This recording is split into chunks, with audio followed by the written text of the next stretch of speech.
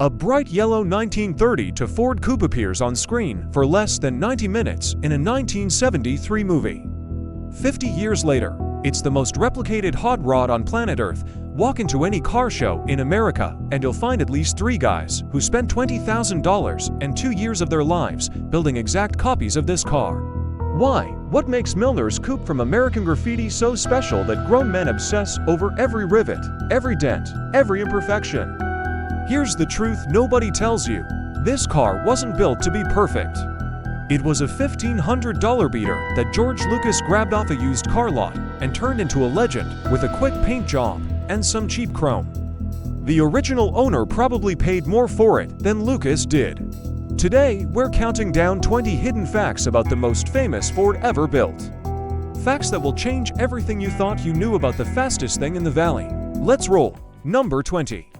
Purchased for $1,300 by producer Gary Kurtz. When George Lucas needed a hot rod for his breakout film, producer Gary Kurtz went hunting through California used car lots. He found this 1930 Ford 5-window coupe sitting on a lot, already equipped with something crucial that would save the production thousands of dollars. The car had a 3-inch chop top professionally done by a previous owner. That chop was the deciding factor. Lucas and Kurtz looked at dozens of potential cars, but kept coming back to this one because that roof work was already finished. Kurtz paid $1,300 cash and drove it away. For context, that's about $8,000 in today's money. A bargain considering what needed to be done to make it camera ready. The car was rough, incomplete, and far from beautiful, but it had good bones and that crucial chop top that gave it the aggressive profile Lucas wanted for his bad boy character John Milner. Number 19. Originally primer gray with red fenders and tuck and roll interior. The car Gary Kurtz bought looked nothing like the iconic yellow coupe audiences fell in love with. When it arrived for the film, it was only partially finished in dull primer gray with bright red fenders. The mismatched paint job gave it a work-in-progress look common among hot rodders who built their cars on tight budgets. The interior told a similar story. Red and white tuck and roll upholstery covered the seats, looking more like a 1950s diner booth than a street racer's cockpit. This wasn't the menacing black interior moviegoers remember. The whole car screamed unfinished project, which ironically made it perfect for what Lucas had in mind. He didn't want a pristine show car. He wanted something that looked like a real high school kid's hot rod, built with more enthusiasm than money. The primer and red fenders actually helped sell that authenticity before the transformation began. Number 18. Henry Travers oversaw the entire build as transportation manager. George Lucas knew exactly what he wanted, but he needed someone who understood hot rods to make it happen. Enter Henry Travers, the film's transportation manager, who became the unsung hero of American Graffiti's automotive success. Travers wasn't just some Hollywood logistics guy pushing paperwork.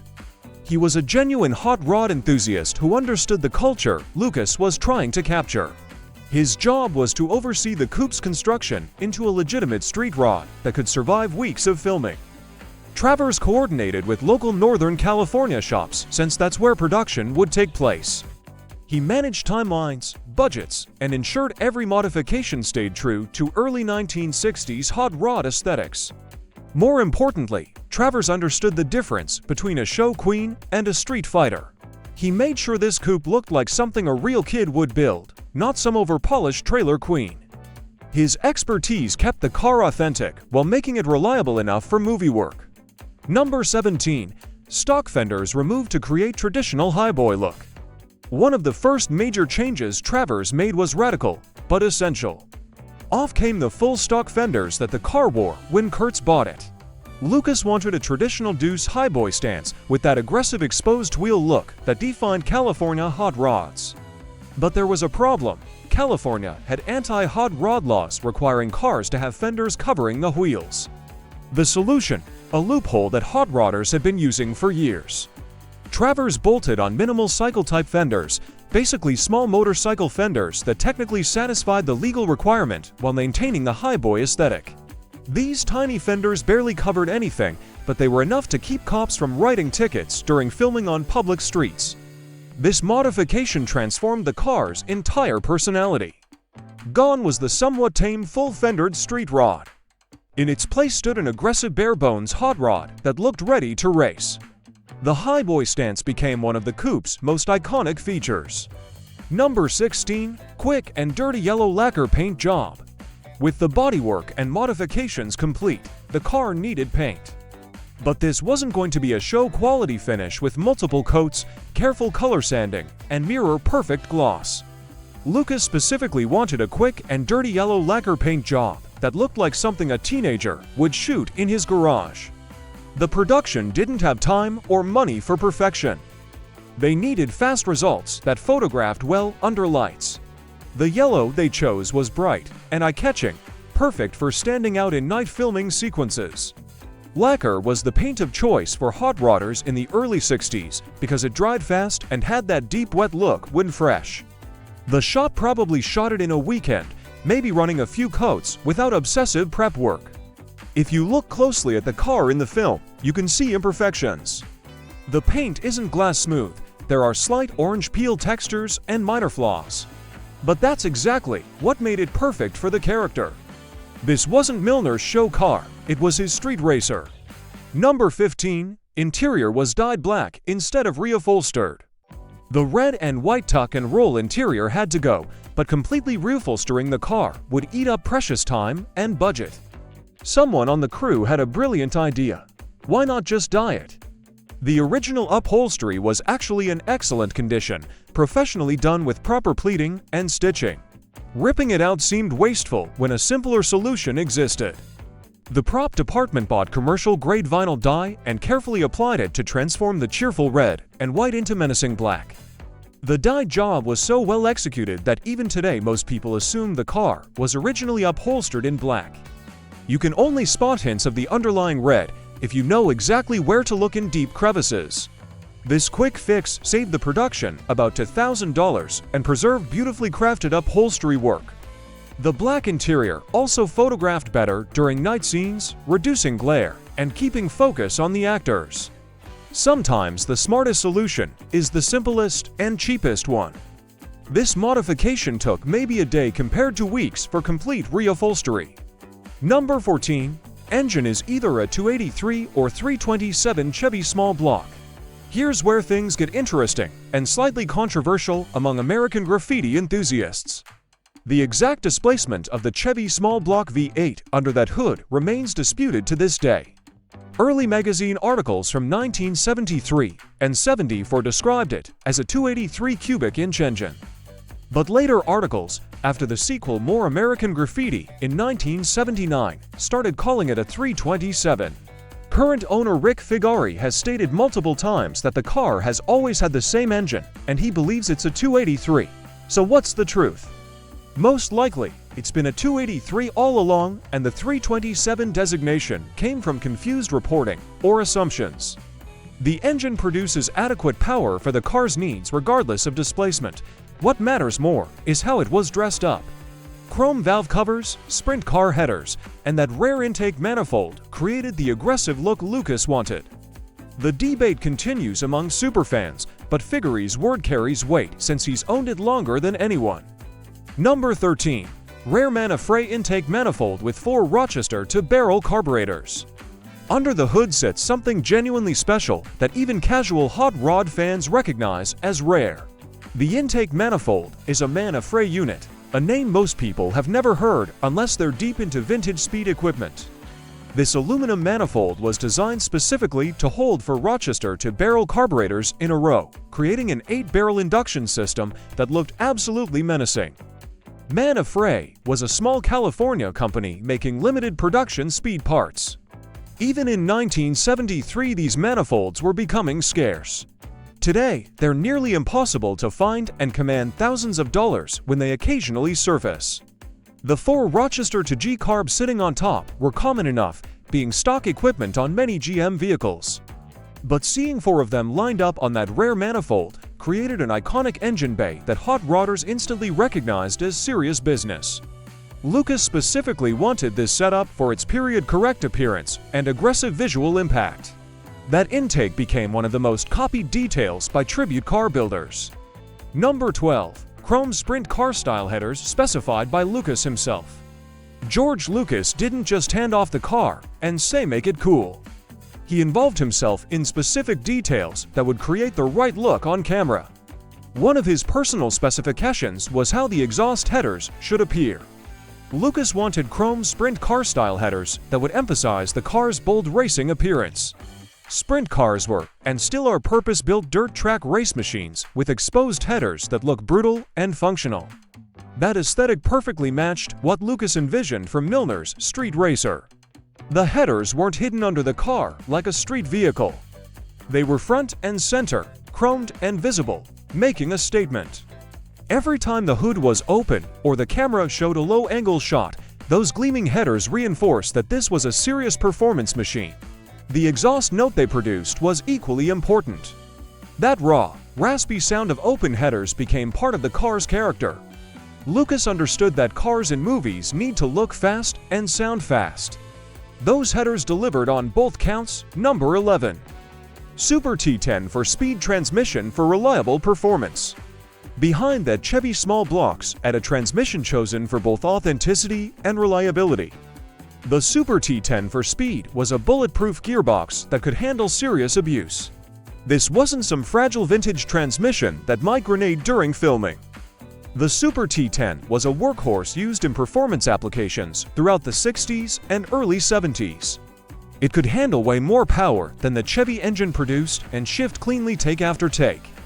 For movie work, reliability trumped period-perfect authenticity. The production couldn't afford transmission failures during night shoots when they had limited time and permits. The Super T10 delivered smooth shifts and could survive the kind of driving the film required. Paul Le Mat might not have been a stunt driver, but the car still needed to perform consistently. That transmission ensured that, whether they were cruising down the boulevard or staging for the drag race scene, the car would cooperate.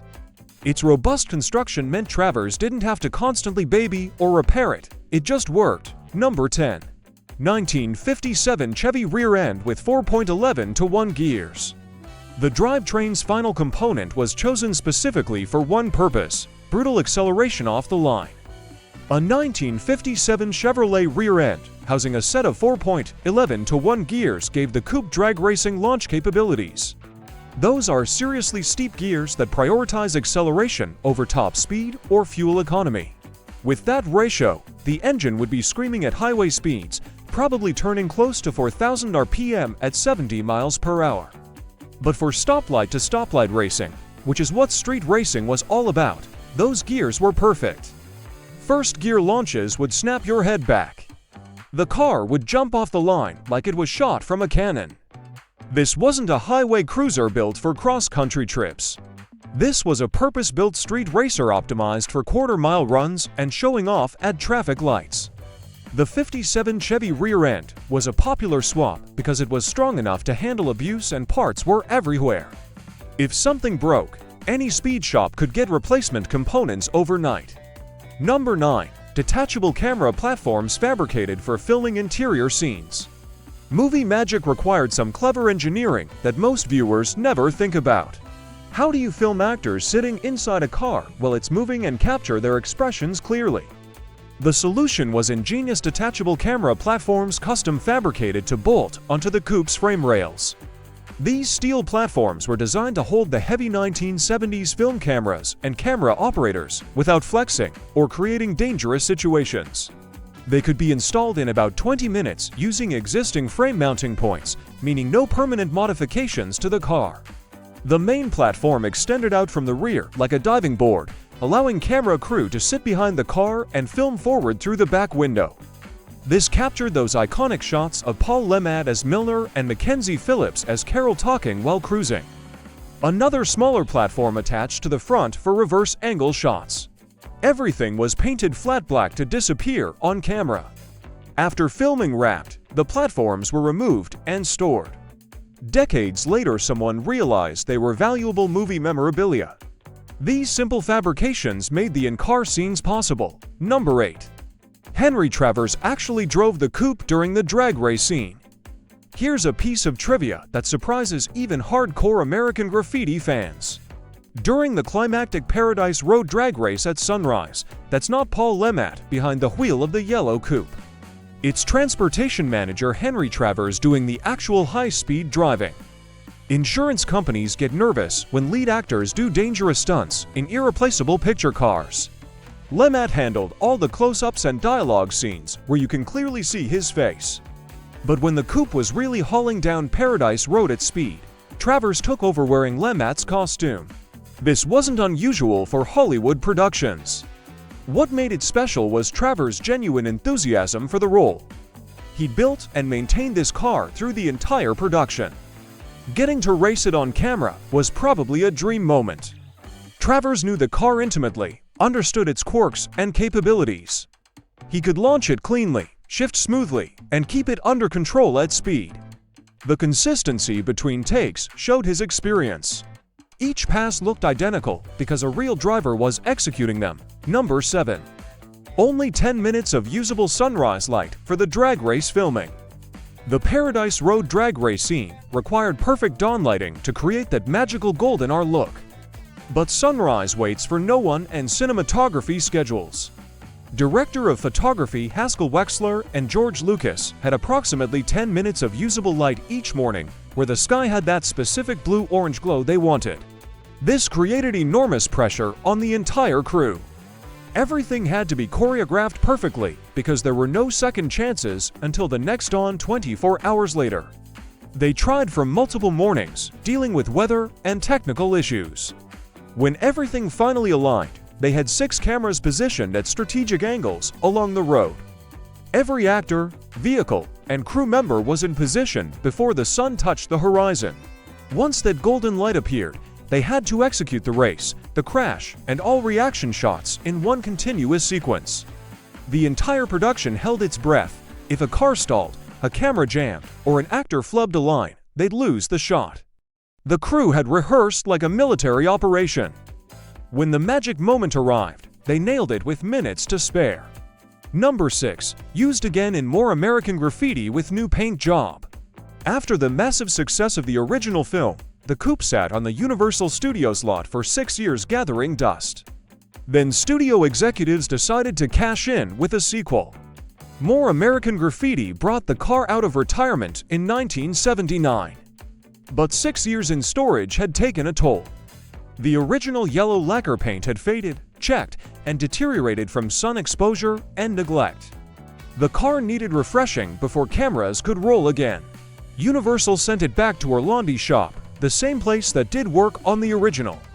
They shot a new paint job in the same canary yellow color. But here's the difference that sharp-eyed enthusiasts notice. Instead of lacquer, they used acrylic enamel this time. California environmental regulations had changed in 6 years, and spraying lacquer wasn't as easy anymore. Enamel dried harder, but lacked that deep wet look lacquer provided. Under the right lighting conditions in the film, you can spot the difference. The paint looked slightly flatter, less dimensional. The sequel flopped at the box office, and the car was retired again, this time for good.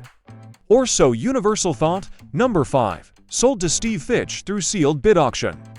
After more American Graffiti bombed, Universal Studios decided to dump the car. Instead of a public auction where prices might get competitive, they chose a sealed bid process. Interested buyers submitted their best offer in a sealed envelope. Highest bid wins, no negotiation, no second chances. Steve Fitch, a car collector who'd already acquired the black '55 Chevy from the film, wanted the coupe badly. Sealed bids are tricky. Bid to low, and you lose to someone willing to pay more. Bid to high and you overpay with no way to adjust. Fitch did his homework, estimated what others might bid, and submitted his number. When Universal opened the envelopes, Fitch won. The exact amount he paid remains unclear, with sources citing different figures, but it was likely in the low thousands. This was 1979, before movie cars commanded the insane prices they do today. Fitch owned both iconic American Graffiti cars, a collector's dream. He maintained them and occasionally showed them, but eventually the young superfan named Rick Figari started calling. Number 4. Rick Figari purchased the car in 1985 at age 20. Rick Figari first saw American Graffiti when he was 8 years old and became instantly obsessed with that yellow coupe. As a teenager and young adult, That obsession never faded. When he learned Steve Fitch owned the actual movie car, Figari started a persistent campaign to buy it. He made offer after offer, wore Fitch down with enthusiasm and genuine love for the car. In 1985, Fitch finally agreed to sell. Figari was only 20 years old, but he had saved his money and was ready. Most 20-year-olds would have immediately started modifying their new toy, adding modern upgrades, fixing imperfections. Not Figari. He understood he wasn't just buying a car, he was becoming a caretaker of automotive history. His maturity and respect for the coupe's significance was remarkable for someone so young. That decision to preserve rather than improve would prove crucial. Figari drove the car regularly at first, using it as daily transportation while attending school. Eventually, as he realized its historical and monetary value, he drove it less frequently and focused on preservation and public appearances. Number 3. Roy Brizio shop restored it to roadworthy condition. When Figari bought the coupe, it needed work. 6 years of storage, followed by the sequel followed by more storage, had left it mechanically neglected. It ran, but barely. Figari needed the car properly restored to reliable running condition without altering its movie appearance. He contacted Roy Brizio's shop in South San Francisco, one of the most respected hot rod builders in Northern California. Brizio understood the assignment perfectly. This wasn't a full restoration where you tear everything down and rebuild. This was careful preservation work, fixing what needed fixing while leaving originality intact. They went through the mechanical systems, replaced worn components, addressed reliability issues. The engine was tuned properly for the first time in years. The transmission and rear end were serviced. Brakes were rebuilt to actually stop the car safely. The suspension was checked and adjusted. Cosmetically, they touched up paint chips and cleaned decades of grime, but didn't refinish anything. The result was a car that looked exactly like it did in the film, but now ran properly and could be driven without constant breakdowns. Brizio's work allowed Figari to actually use and enjoy the car. Number 2. Henry Travers gave Figari the original THX 138 license plates. One of the most treasured pieces of American Graffiti memorabilia came to Figari as a gift from the man who built the car. Transportation manager Henry Travers had kept the coupe's THX 138 cardboard license plates after filming Wrapped in 1973. These weren't metal DMV plates, they were movie props made from cardboard that could be easily attached and removed. THX 138 was George Lucas' signature Easter egg, referencing his first film. Those plates appeared in multiple shots throughout American Graffiti and became iconic. Travers held on to them for over a decade, preserving them carefully.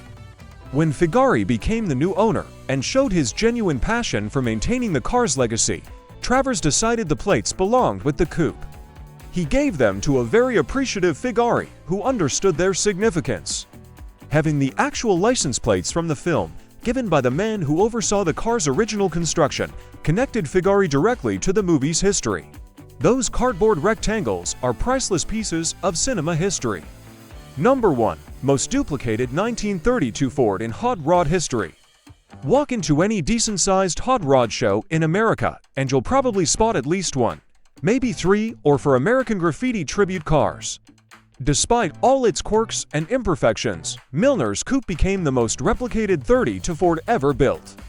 Companies manufacture complete reproduction body kits specifically designed to build graffiti clones. Entire online communities exist where builders trade information about paint codes, upholstery patterns, exact wheel specifications. People obsess over getting the grille shell height perfect, finding the right valve covers, sourcing Manfrey intake replicas. Some builders spend $20,000 and years of work recreating every detail down to the dents and scratches. Why this particular car? Because it represented attainable cool. It wasn't some $1 million show queen or exotic custom.